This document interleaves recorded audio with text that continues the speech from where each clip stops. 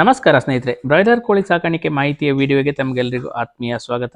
ಸ್ನೇಹಿತರೆ, ಇವತ್ತು ಮರಿಗಳಿಗೆ ಸೆಕೆಂಡ್ ಡೇ. ಹಾಗೆ ಇವತ್ತು ಮರಿಗಳಿಗೆ ಪೇಪರ್ ಹೊದಿಕೆ ಬೆಡ್ಡಿಗೆ ಹಾಕಿರ್ತಕ್ಕಂಥ ಪೇಪರ್ ಹೊದಿಕೆಯನ್ನು ಇವತ್ತು ಕಂಪ್ಲೀಟಾಗಿ ತೆಗೀಲೇಬೇಕಾಗ್ತದೆ. ಹಾಗೆ ಅಲ್ಲೇ ಇಟ್ಟರೆ ಅದು ಹುಡಿ ಹುಡಿ ಆಗ್ತದೆ, ಬಟ್ ಒಂದೊಂದು ಕಡೆ ತುಂಬ ದಪ್ಪವಾಗಿ ನಿಲ್ತದೆ, ಹಾಗೆ ರ್ಯಾಕಿಂಗ್ ಮಾಡುವಾಗ ಸಮಸ್ಯೆ ಆಗ್ತದೆ. ಹಾಗಾಗಿ ಸಂಪೂರ್ಣವಾಗಿ ಇದನ್ನು ತೆಗೆದು ಹೊರಗಡೆ ಹಾಕಿದ್ರೇ ತುಂಬ ಉತ್ತಮ. ಕಾರಣದಿಂದ ಮಳೆಗಾಲ ಆಗಿರೋದ್ರಿಂದ ಸ್ವಲ್ಪ ತೆಗಿಲಿಕ್ಕೆ ಸ್ವಲ್ಪ ಲೇಟ್ ಆಗ್ತದೆ, ಯಾಕೆಂದರೆ ತುಂಬ ತೇವಾಂಶದಿಂದ ಇದು ಒದ್ದೆ ಆಗಿರ್ತದೆ ಪೇಪರ್.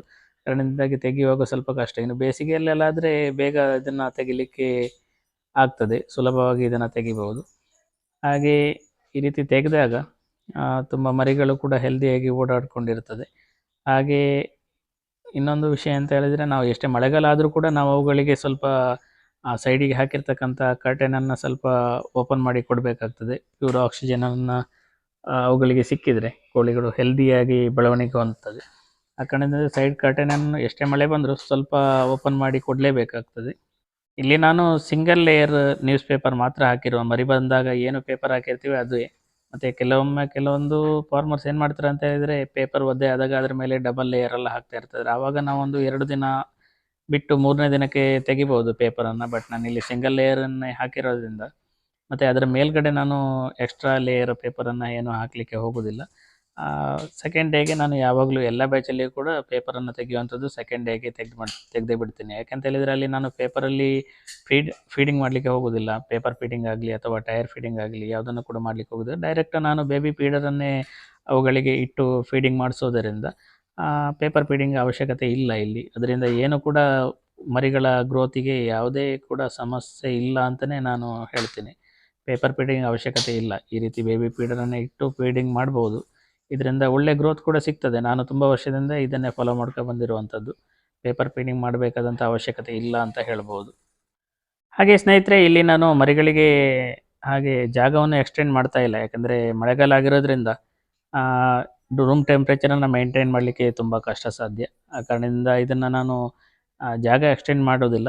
ಏನು ಜಾಗ ಇದೆ ಇವಾಗ 2500 ಮರಿಗಳಿಗೆ ಕೇವಲ ಒಂದು 500 ಸ್ಕ್ವೇರ್ ಫೀಟ್ ಜಾಗದಲ್ಲೇ ನಾನು ಬ್ರೂಡಿಂಗ್ ಮಾಡ್ತಾ ಇರ್ತಕ್ಕಂಥದ್ದು.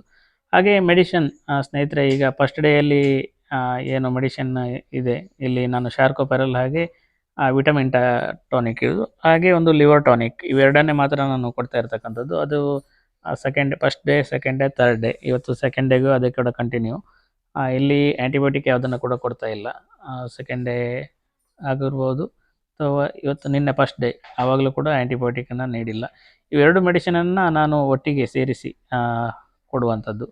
ಒಂದು 100 ಲೀಟ್ರ್ ನೀರಲ್ಲಿ ಮಿಕ್ಸ್ ಮಾಡಿ 2500 ಮರಿಗಳಿಗೆ ಡ್ರಿಂಕರಲ್ಲಿ ದಿನಕ್ಕೆ 1 ಬಾರಿ ಮಾತ್ರ ಇಡುವಂಥದ್ದು ಸಾಕಾಗ್ತದೆ. ಇನ್ನು 3-4 ದಿನದವರೆಗೆ 100 ಲೀಟ್ರ್ ನೀರನ್ನಲ್ಲೇ ಮೇಂಟೈನ್ ಮಾಡ್ಬೋದು.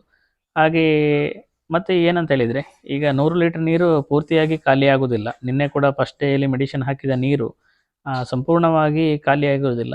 ಆವಾಗ ಏನು ಮಾಡ್ತೀವಿ ಅಂತ ಹೇಳಿದರೆ, ಅದೇ ನೀರನ್ನು ಆ ಪ್ಲೇಟಲ್ಲಿರೋದನ್ನು ಮಾತ್ರ ಹೊರಗೆ ಚೆಲ್ಲಿ ಅದನ್ನು ಕ್ಲೀನ್ ಮಾಡಿ, ಅದರಲ್ಲಿ ಭತ್ತದ ಹೊಟ್ಟೆಲ್ಲ ಬಿದ್ದಿರ್ತದೆ, ಅದನ್ನು ಕ್ಲೀನ್ ಮಾಡಿಬಿಟ್ಟು ಅದಕ್ಕೆ ಟಾಪಪ್ ಮಾಡಿ ನಾವು ಇಡುವಂಥದ್ದು.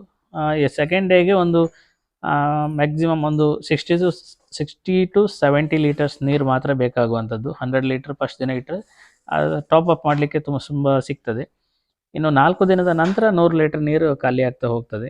ಇನ್ನು 2ನೇ ದಿನಕ್ಕೆಲ್ಲ ಈ ಒಂದು 2500 ಮರಿಗಳು 100 ಲೀಟ್ರ್ ನೀರು ಕುಡಿಲಿಕ್ಕೆ ಆಗೋದಿಲ್ಲ. ಅಷ್ಟು ನೀರು ಕೂಡ ಖಾಲಿ ಆಗೋದಿಲ್ಲ. ಇನ್ನು ಮಳೆಗಾಲ ಆಗಿರೋದ್ರಿಂದ ತುಂಬ ಹೊತ್ತು ನಾವು ಬ್ರೂಡ್ರನ್ನು ಆನ್ ಮಾಡಿ ಇಡಬೇಕಾಗ್ತದೆ. ಇಲ್ಲಿ ಎಲೆಕ್ಟ್ರಿಕಲ್ ಬ್ರೂಡರ್ ಆಗಿರೋದ್ರಿಂದ ಒಂದು ಅರ್ಧ 1 ಗಂಟೆ ನಾವು ಸೈಡ್ ಕರ್ಟನನ್ನು ಓಪನ್ ಮಾಡಿದ ನಂತರ ತುಂಬ ಮಳೆ ಬರ್ತಾ ಇದ್ದರೆ ನಾವು ಕಂಟಿನ್ಯೂ ಒಂದು 3 ಡೇಸ್ 24 ಅವರ್ಸ್ ನಾವು ಬ್ರೂಡ್ರನ್ನು ಆನ್ ಮಾಡಿ ಕೊಡಲೇಬೇಕಾಗ್ತದೆ. ಇನ್ನು ಎಲ್ಲಿಯಾದರೂ ಟೆಂಪ್ರೇಚರ್ ಹೈ ಇದ್ದು ಬಿಸಿಲು ಏನಾದರೂ ಬಂದರೆ ಆವಾಗ ಹೊರಗಡೆ ಒಂದು ಟೆಂಪ್ರೇಚರ್ 30-31 ಈ ಥರ ಇದ್ದರೆ ನಾವು ಬ್ರೂಡ್ರನ್ನು ಆಫ್ ಮಾಡ್ಬೋದು. ಬಟ್ ತುಂಬ ಮಳೆ ಇದ್ದು ಒಂದು 25-26 ಈ ರೀತಿಯ ಟೆಂಪ್ರೇಚರ್ ಹೊರಗಡೆ ಇದ್ದರೆ ನಾವು ಬ್ರೂಡ್ರನ್ನು ಆನ್ ಮಾಡಿ ಇಟ್ಟು ಅವು ಟೆಂಪ್ರೇಚರನ್ನು ರೈಸ್ ಮಾಡಿಕೊಳ್ಬೇಕಾಗ್ತದೆ. ಹಾಗೆ ಸ್ನೇಹಿತರೆ, ಈ ಒಂದು ಮಳೆಗಾಲ ಚಳಿಗಾಲದಲ್ಲಿ ಮರಿಗಳ ಬ್ರೂಡಿಂಗನ್ನು ತುಂಬ ನಾವು ಜಾಗರೂಕತೆಯಿಂದನೇ ನೋಡಿಕೊಂಡು ಅವುಗಳನ್ನು ಬೆಳೆಸಬೇಕಾಗ್ತದೆ. ಯಾಕೆಂತ ಹೇಳಿದರೆ, ಮೊದಲ ಒಂದು 10 ದಿನ ಉಂಟಲ್ಲ, ತುಂಬ ನಿರ್ಣಾಯಕದ ಹಂತ ಅಂತ ಹೇಳ್ಬೋದು. ಈ ರೈನಿ ಸೀಸನಲ್ಲೆಲ್ಲ ಬ್ರೂಡಿಂಗ್ ಫೇಲ್ಯೂರ್ ಆಗಿ ಚೆನ್ನಾಗಿ ಬ್ರೂಡಿಂಗ್ ಆಗಲಿಲ್ಲ ಮರಿಗಳಂತ ಹೇಳಿದರೆ ನಂತರದ ದಿನಗಳಲ್ಲಿ ತುಂಬ ಮಾರ್ಟಿಲಿಟಿ ಆಗುವ ಚಾನ್ಸಸ್ ಜಾಸ್ತಿ ಇರ್ತದೆ. ಆವಾಗ ಬ್ಯಾಚ್ ಕೊಲ್ಯಾಪ್ಸ್ ಆಗ್ತದೆ. ಆ ಕಾರಣದಿಂದ ತುಂಬ ಮುತುವರ್ಜಿ ವಹಿಸಿ ನಾವು ಬ್ರೂಡಿಂಗನ್ನು ಮಾಡಬೇಕಾಗ್ತದೆ. ಹಾಗೆ ಸ್ನೇಹಿತರೆ, ಇದಿಷ್ಟು ಇವತ್ತಿನ ವಿಡಿಯೋ. ಈ ವಿಡಿಯೋ ನಿಮಗೆ ಇಷ್ಟವಾದರೆ ದಯವಿಟ್ಟು ಲೈಕ್ ಮಾಡಿ, ಶೇರ್ ಮಾಡಿ, ಹಾಗೆ ನಿಮ್ಮ ಅನಿಸಿಕೆಗಳನ್ನು ಕಮೆಂಟ್ ಮೂಲಕ ನನಗೆ ತಿಳಿಸಿ ಅಂತ ಹೇಳ್ತಾ ಮುಂದಿನ ಮತ್ತೊಂದು ವಿಡಿಯೋದಲ್ಲಿ ಭೇಟಿಯಾಗೋಣ. ಎಲ್ಲರಿಗೂ ಧನ್ಯವಾದಗಳು.